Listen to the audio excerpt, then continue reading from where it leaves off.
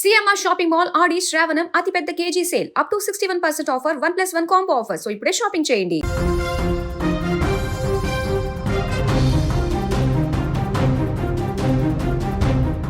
రాజమండ్రిలో వైద్య విద్యార్థిని ప్రియాంక చివరకు మృతి చెందడం తీవ్ర విచారం కలిగిస్తోంది. ఎంతో భవిష్యత్తు ఉన్న ఒక మెడికల్ స్టూడెంట్ అనూహ్యంగా కొందరి దుర్మార్గుల చేతిలో ప్రాణాలు కోల్పోవడం ప్రతి ఒక్కరిని కలిచివేస్తుంది. ప్రియాంక మృతికి కారణమైన వారు ఇప్పటికే అరెస్ట్ అయి జైల్లో ఉన్నారు. తమ నిర్లక్ష్యంతో ఒక నిండు ప్రాణాన్ని బలిగొన్న నిందితులకు చట్ట ప్రకారం కఠిన శిక్షలు పడేలా చూస్తామని ఏపీ ప్రభుత్వం స్పష్టం చేసింది. ఈ ఘటనపై ప్రభుత్వం సీరియస్గా స్పందించింది. బాధ్యులపై ఎలాంటి చర్యలు తీసుకోవాలనే విషయంలో పోలీసు అధికారులకు ఇప్పటికే స్పష్టమైన ఆదేశాలు ఇచ్చినట్లు వెల్లడించింది. ఈ కేసులో నిందితులపై కఠినమైన సెక్షన్ల కింద చర్యలు తీసుకొని వారికి శిక్ష పడేలా చూస్తామని ప్రభుత్వం తెలిపింది. అయితే ఈ విషాద ఘటనపై తాజాగా AP CM Chandrababu Naidu Twitter వేదికగా స్పందించారు. ఇంతకు ఆయన ఏం రాసుకొచ్చారో ఓసారి చూద్దాం. రాజమండ్రిలో యువకులు తీవ్ర నిర్లక్ష్యంతో మద్యం మత్తులో కారుతో ఢీకొట్టిన ఘటనలో గాయపడిన వైద్య విద్యార్థిని ప్రియాంక మృతి చెందారనే వార్త తీవ్ర విచారం కలిగించింది.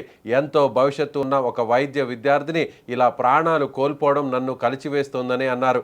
ఈ ఘటన అత్యంత బాధాకరం. ప్రియాంక మృతికి కారణమైన వారు ఇప్పటికే అరెస్ట్ జైల్లో ఉన్నారు. తమ నిర్లక్ష్యంతో నిండు ప్రాణం తీసిన వారికి కఠిన శిక్షలు పడేలా చూస్తామని హామీ ఇచ్చారు. ఈ విషయంలో పోలీస్ అధికారులకు స్పష్టమైన ఆదేశాలు ఇచ్చామని, కఠిన సెక్షన్లతో నిందితులకు శిక్షలు పడేలా చూస్తాం.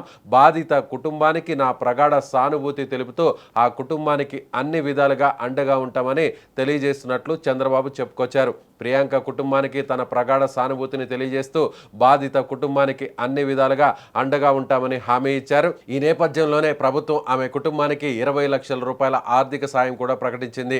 కుటుంబ సభ్యులు తీవ్ర విషాదంలో ఉన్న సమయంలో ప్రభుత్వం ఇచ్చిన ఈ భరోసా వారికి కొంత ధైర్యాన్ని ఇస్తుందని పలువురు అభిప్రాయపడుతున్నారు. ప్రియాంక మృతి ఒక కుటుంబానికి తీరని లోటు.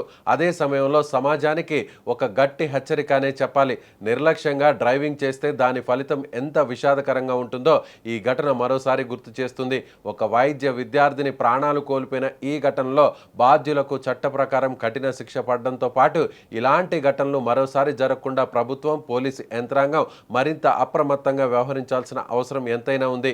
ఇక ప్రియాంక మృతికి ప్రగాఢ సానుభూతి తెలియజేస్తూ ఆమె కుటుంబ సభ్యులకు ఈ విషాదాన్ని తట్టుకునే శక్తి కలగాలని కోరుకుందాం.